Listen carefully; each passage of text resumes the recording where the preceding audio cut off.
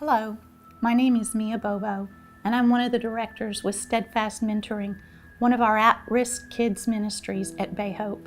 We provide mentoring and other services to youth in the Florida Department of Juvenile Justice residential treatment programs throughout the state. We wanted to share just a few glory sightings that illustrate how God is working through this incredible ministry.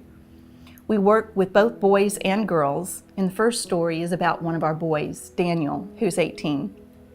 Daniel was mentored by one of our wonderful volunteers at Les Peters Academy. A while after Daniel was released and returned to home, his mentor received a call from him saying, "You're going to be a grandpa." He and his girlfriend were having a baby, and he wanted his mentor to be involved because he said, "You're the closest thing I have to a dad." Daniel's mentor was able to visit the family, and they had a wonderful reunion and were even able to attend church together. Another glory sighting is with one of our girls. These children come from difficult circumstances, and this sweet child is no exception. Elena is a beautiful, intelligent young lady who's been abused and abandoned repeatedly in her short life.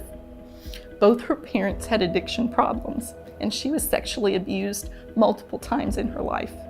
Eventually, she ended up in foster care, but drugs still became a way of coping for her. While at one of our facilities, she met her Steadfast mentor, and she experienced love and acceptance like never before. She said, "You are my rock in here, and I talk about you all the time. If I could grow up to be like anybody, I would grow up to be like you. I love you so much." Since leaving the facility, Elena and her mentor have remained in contact, and Elena is now in college and working very hard to build a better future for herself. The last story I'd like to share with you is also about one of our girls. As is the case with most of them, Kalin had experienced unspeakable abuse throughout her life. She suffered from blindness in one of her eyes due to abuse by her father. Of course, she struggled greatly with this history while at the facility. During their time together, Kalin and her mentor talked about her experiences. They also spent time having fun, praying together, and talking about the healing power of Christ and how God's forgiveness is an example for us to forgive others.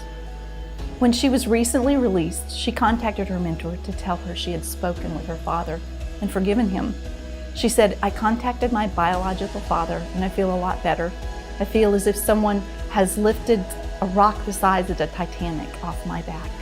Forgiveness is powerful."